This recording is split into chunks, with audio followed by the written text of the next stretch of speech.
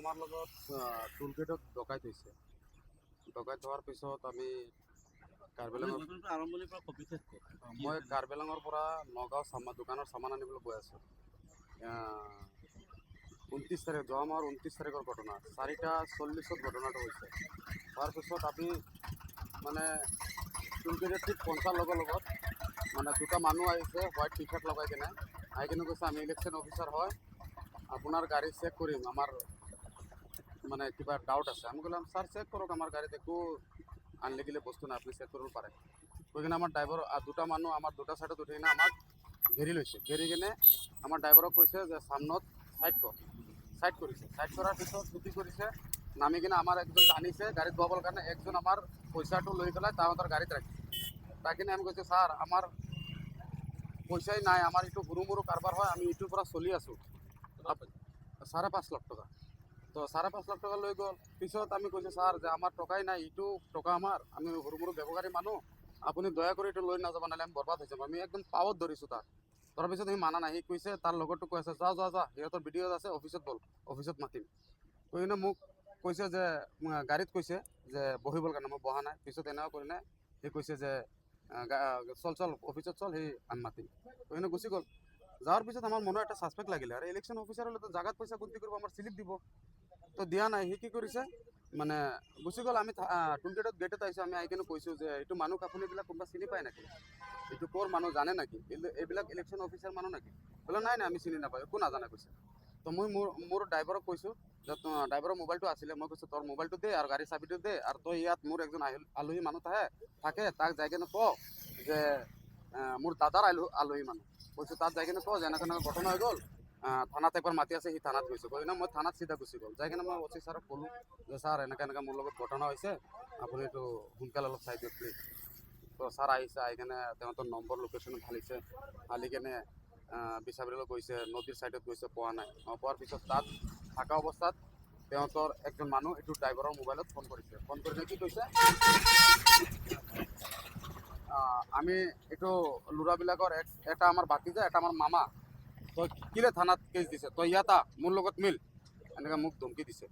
দিয়াৰ পিছততো এইটো তাৰ মামাটো এক্স প্ৰেচিডেণ্ট, ডবকাৰ এক্স প্ৰেচিডেণ্ট, নামটো মই ভালকৈ নাজানো, ডবকাৰ এক্স প্ৰেচিডেণ্ট আছে।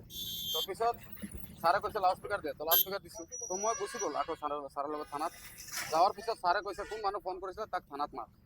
তো থানাত মাতিছে যে মই ফোন কৰিছোঁ যে দাদা আপোনাক ছাৰে মাতিছে, একবাৰ থানাত আহক। বোলে ঠিক আছে। মানে সেই থানাত গৈছে। যোৱাৰ পিছত ডাইৰেক্ট অচি ছাৰৰ ৰুমত গুচি গ'ল। গুচি কিনে আৰু মোৰো চিনাকি মানুহবিলাক, মোৰ দাদা ইয়াত ডবকা গাড়ী বেপাৰী মানুহ, এইবিলাক বহুত চিনাকি পায়। চব মানুহ আহিছে। অহাৰ পিছত চব মানুহ গৈছে। যোৱাৰ পিছত এইটো ল'ৰাবিলাকৰ বস্তিৰ একজন মাতব্বৰ মানুহ আৰু এইটো প্ৰেচিডেণ্টটো থানাৰ ভিতৰত গুচিছে। গুচি কিনে কি কথা কৈছে নাজানো, মোক আহি কিনে কৈ আছে যে আপুনি আজি ৰাতি বহুত হৈ গ'ল, কালি ৰাতিপুৱা আমি আপোনাক ন্যায় বস্তুটো কৰি দিম। তো মই আকৌ থানাৰ অচি ছাৰৰ ওচৰত গ'লোঁ। যোৱাৰ পিছত ক'লোঁ ছাৰ যে আজিলৈকে মানুহৰ বিশ্বাস আছে যে কিবা ঘটনা হ'লে যে পুলিচ আইন ব্যৱস্থা কৰি দিব। এইটো মই থানাত আহিছোঁ, মই বস্তিত নাযাওঁ, এইটো কাৰ্যকলাপ নহয়, এইটো ডকাইত কেছ হয়, আপুনি প্লিজ এইটো চাই দিয়ক। তো ছাৰে আমাক কৈছে তোৰ টকাটো পাব লাগে, যা ন্যায় এটা হ'বলৈ পাৰে, এনেকৈ কৈছে। তো মই গৈছোঁ। যোৱাৰ পিছত ৰাতি হৈ গ'ল। যোৱাৰ টাইম বস্তিত গুচাৰ টাইমত এই মানুহটো, তাৰ মামাটো প্ৰেচিডেণ্ট, যিটো এক্স প্ৰেচিডেণ্ট, এইটো আহিছে। আহি কিনে কি কৈছে, আমাৰ বাগিনটো চুৰ হৈলেও আমাৰ বাগিনটো জেল কাটিব, আপুনি চিন্তা কৰিব নালাগে, ৰাতিপুৱা আপুনি ন্যায় পাব। ৰাতিপুৱা হ'ল 11টা বাজি গ'ল, তাক মাতি আছোঁ, কথা কৰি আছোঁ। সি কালি কয় ফোন কৰি আছোঁ, লগ নাপায়, মানুহ এড্ৰেছ নাপায়। তো মই কৈছোঁ এইটো ডকাইত কেছ হয়, আপুনি পুলিচৰ পৰা কিলে হাতৰ পৰা আনিছে। তো মই কৈছোঁ তুমি বেছি উৰি আছে নেকি, তোমাক কি কৰিব পাৰিব চাব নেকি তুমি, এনেকৈ আমাক ধমকি দিছে। ধমকি দিয়াৰ পিছত মই কৈছোঁ আৰু নহ'ব। মই থানাত গ'লোঁ। যাৱাৰ পিছত FIR এটা লিখিলোঁ, লিখি কিনে ছাৰক দিলোঁ। ছাৰে ষ্টেটমেণ্ট লৈছে মোৰ। লোৱাৰ পিছত চব ভিডিঅ' চিডিঅ' কৰিছে, কৰি কিনে ষ্টেটমেণ্ট লৈ কিনে কেছটো ৰেজিষ্টাৰ কৰিছে। কৰি কিনে আমাক কৈছে তুমি যোৱা, আৰু এতিয়া সামনে ইলেকশ্যন আছে, ইলেকশ্যন পিছতে হ'ব। তো মোৰ এটা অনুৰোধ হ'ল যে অচি ছাৰক যে আজি কেছটো 29 তাৰিখৰ ঘটনা, ইমান দিন হৈ গ'ল, আৰু আমাৰ টকাটো ইমান সৰু হৈছে, টকাটো গুচি গৈছে, আমাৰ ব্যৱসায়টো নষ্ট হৈ গ'ল। সেইকাৰণে আমাৰ এটা অনুৰোধ যে আমাৰ এইটো কেছটো একদম মানে ন্যায় যিটো হয় এইটো আমাক চাই দিব লগা নাই। আৰু আজি আমি আমাৰ SP ছাৰৰ ওচৰত আমি যাম, গৈ পেলাই SP ছাৰত ৰাইটিং আমি এটা কেছ দিম। দিয়াৰ পাছত আমাৰ SP ছাৰে আমাক যি সহায় কৰি দিব এইটোত আমাৰ মঞ্জুৰ আছে, কিন্তু আমাৰ ন্যায় লাগে। আর আমার টকাটো লাগে। আমি আন্ডা বিক্রি করো, আন্ডা বিক্রি করো আর সাবুন, কাপড় ধোয়া যেটা সাবুন আছে একটু, আর বাবলি সুপারি, মিঠা সুপারি যেটা আছে একটু বিক্রি করো। গড়টো আমার আসল গড় লঙ্কা হলো কার্বি আলঙর বর্ডারত আমি ব্যৱহাৰ কৰোঁ। মোৰ নামটো সাদ্দাম হুছেইন আৰু মোৰ দুটা মোবাইলে লৈ গৈছে চোৰবিলাক, এতিয়া পোৱা নাই। পিছত মই সিহঁতৰ দুইজন আছিলে, দুইজন।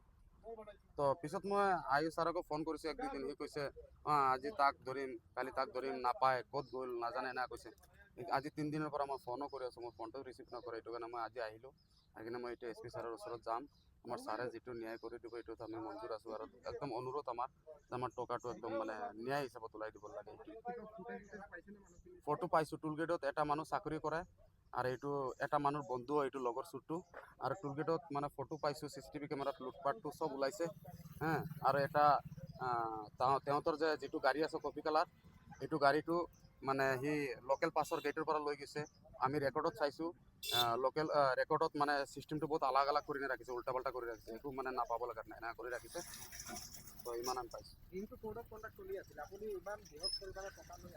এইটো দিন দেওবাৰ আছিলে, এইটো কাৰণে মই টকাটো মানে একাউণ্টত লগাব পৰা নাই।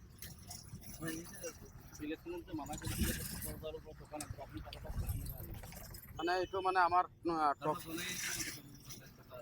নাই, জনা নাই, কোনো নাজানে। মানে আমি টকাটো মানে পকেটত আনিছোঁ। বুজি পালো যে ইলেকশ্যনতো আপোনাক বাধা আছে। মই এইবিলাক নাজানো যে ইলেকশ্যন এনেকুৱা আছে বুলি। চবতেতো চব সময়তেতো এইটো চবেই জানে। আগত মই গম পোৱা নাই, পিছতো মই জানিছোঁ। আপোনাৰ নাম আৰু চিনাকি বন্ধুত্ব।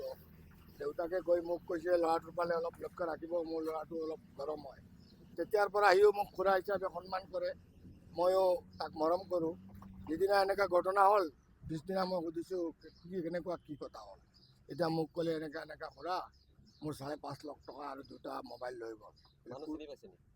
মইতো চিনি পোৱা নাই, মই থকা নাই লগত, মই দেখিছোঁ।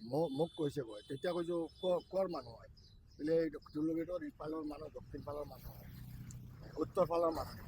এতিয়া মই কৈছোঁ এইবিলাক মানুহতো মই তদন্ত কৰিলে উলিয়াব পাৰিম।